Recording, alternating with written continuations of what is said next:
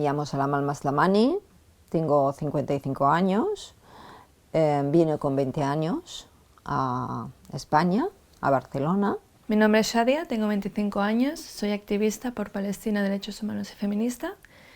Soy palestina, de padre palestino de Jerusalén y de madre española. Y bueno, pues yo creo que tenemos el deber o el querer hacer o ser solidario con Palestina para, pues bueno, poder parar una ocupación que se está pasando desde el 48 hasta el día de hoy.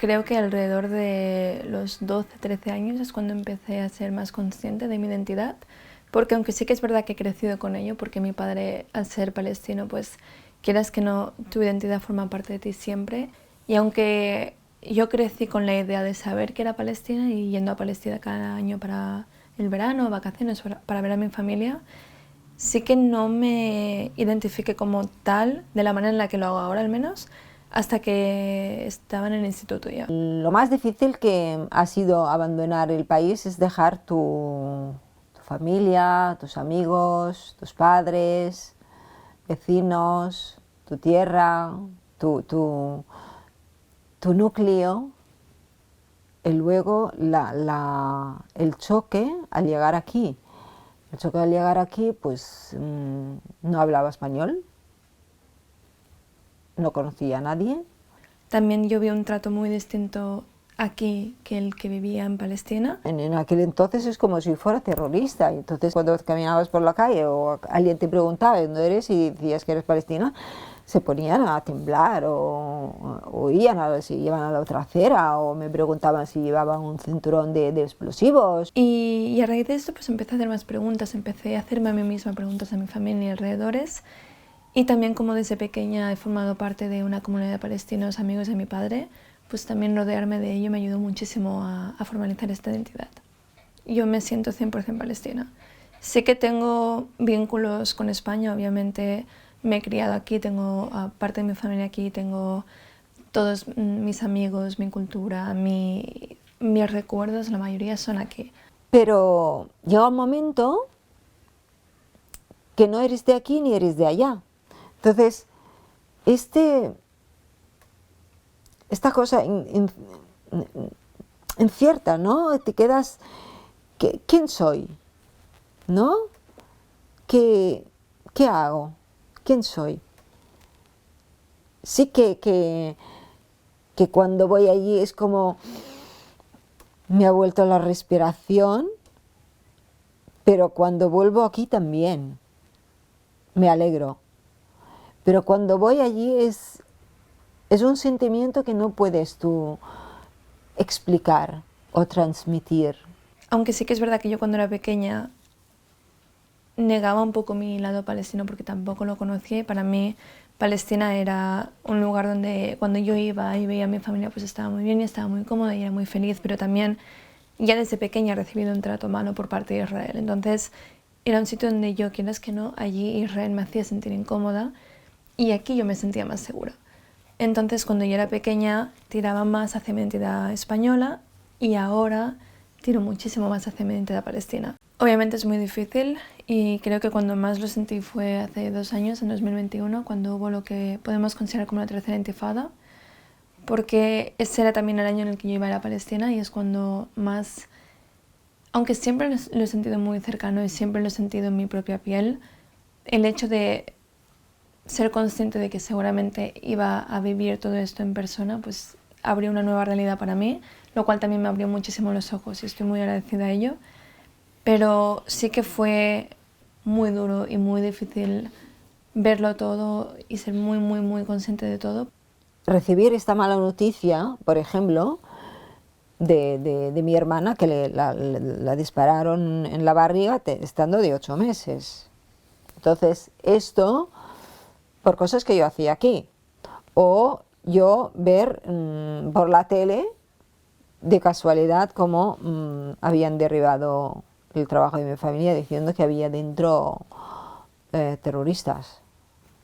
Yo recuerdo estar diariamente o prácticamente todo el día hablando con mis familiares y amigos, asegurarme de que estaban bien. Hubieron momentos en los que yo sufrí muchísimo por mi familia y conocidos. Hubo algún que otro momento que yo pensé que peligraban. Porque claro, allí pues todo el mundo recibe. Tú sales de casa para ir al trabajo, para ir al colegio, para ir a simplemente a comprar y no sabes si vuelves o no vuelves. Entonces siempre estás en modo intermitente.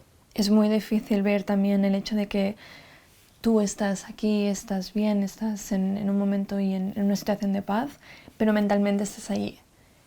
Bueno, mi padre ya, esto ya, de bajarlo a la calle y desnudarlo todo y dejarlo ahí toda la noche y el frío, todo eso sí que lo he vivido yo, pero la persecución a mis hermanos, mis hermanas, a sus trabajos, a sus casas, los han echado de casa, les han derribado, les han...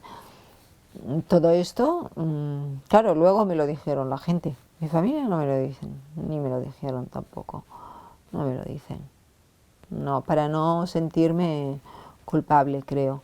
Pero eso sí que me dolió muchísimo. Para ir a Palestina es un poco, es una odisea, vamos. Yo como palestina no puedo acceder al aeropuerto, ¿vale? Porque tengo nacionalidad palestina. Y el día que me dejaron ir a través del aeropuerto de Israel, me provocaron dentro del avión, entonces yo, claro, como que no me callo, pues yo contestona, como siempre, pues contesté y me quedé tan ancha, y entonces me echaron del avión. Y me tuve que volver aquí a España, pues a través de Jordania. Es muy complicado, obviamente. Yo la mayoría de veces he entrado por Tel Aviv, lo cual no recomiendo, siempre lo he hecho así, porque es más fácil. Pero es más fácil en el sentido de que tardas menos del viaje, no tienes que hacer escalas, no tienes que entrar por Jordania, por ejemplo, y tal. Pero es más complicado, obviamente, emocionalmente y mentalmente. Para llegar a Jordania tienes que pasar 3 puntos de control, bueno, y estás todo un día. Es una hora, ¿eh? Un coche de Palestina a Jordania es una hora, es que no hay más. Y estás ahí todo un día, porque tienes que pasar 3 controles. Primero tienes que pasar el control palestino, luego pasas el israelí, pues bueno, aquello allá vamos, es que se tiene que vivirlo para sentir qué es lo que se siente uno ahí humillado, ¿no? Y luego tienes que pasar ya por el Jordano para rematar, ¿no? Y luego cuando llegues ya es de noche, a ver si encuentras un taxi. Aquello es una tortura diaria para los palestinos, una tortura diaria. Desde que tengo uso de razón, siempre he sido interrogada a la entrada. O sea, cuando íbamos de Barcelona a Tel Aviv, mi padre y yo siempre nos llevaban a una habitación que le llamamos la habitación de los árabes.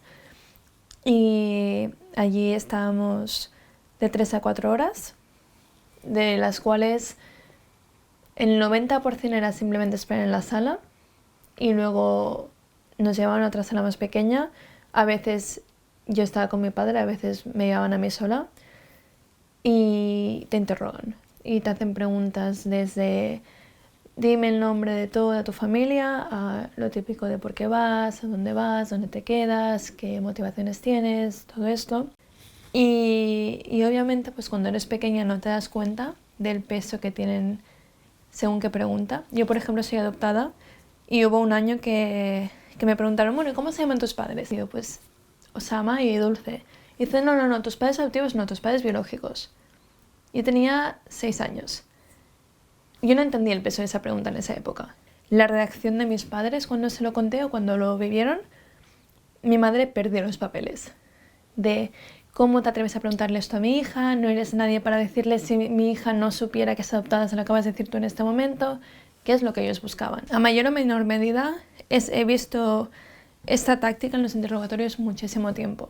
Entonces yo ya venía con la idea de tener cuidado con lo que digo, de ser lo más educada posible, de no meter sobre todo a mi familia en problemas. es difícil, pero estamos acostumbrados, creo que todos. La situación de la mujer palestina es bajo doble violencia. Tenemos la violencia patriarcal que está presente en todas las sociedades en todo el mundo y luego está la violencia sistemática de Israel.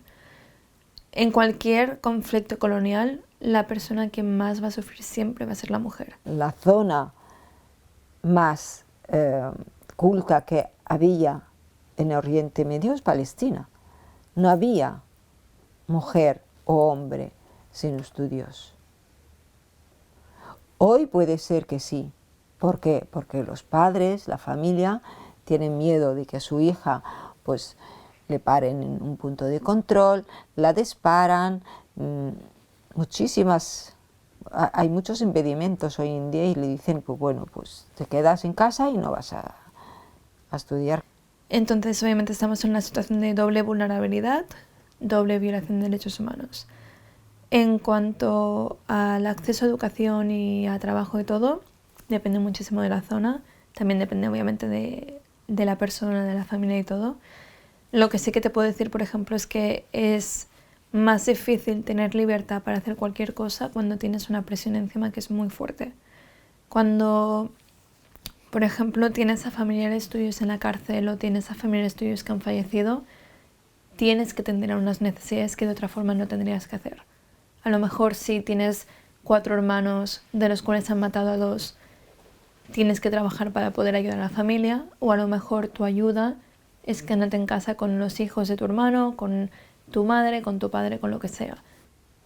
El pueblo palestino resiste a la hora de comer, a la hora de andar, a la hora de escuchar, a la hora de hacer cualquier cosa, resiste. Resiste de manera agradable, de manera sonriente. Cada persona tiene su forma de afrontarlo, cada persona tiene su forma de lidiar con ello, de luchar. Israel ha intentado durante muchísimos años borrar nuestra identidad, borrar nuestra lucha, nuestras ganas de lucha, y no lo han conseguido, y eso es muy admirable.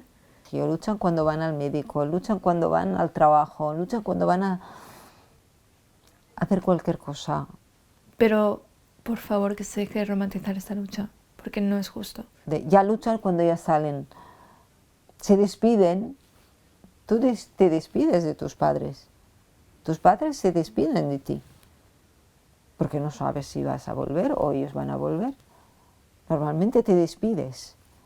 Muchos de estos que dicen mártires no son mártires, los asesinan.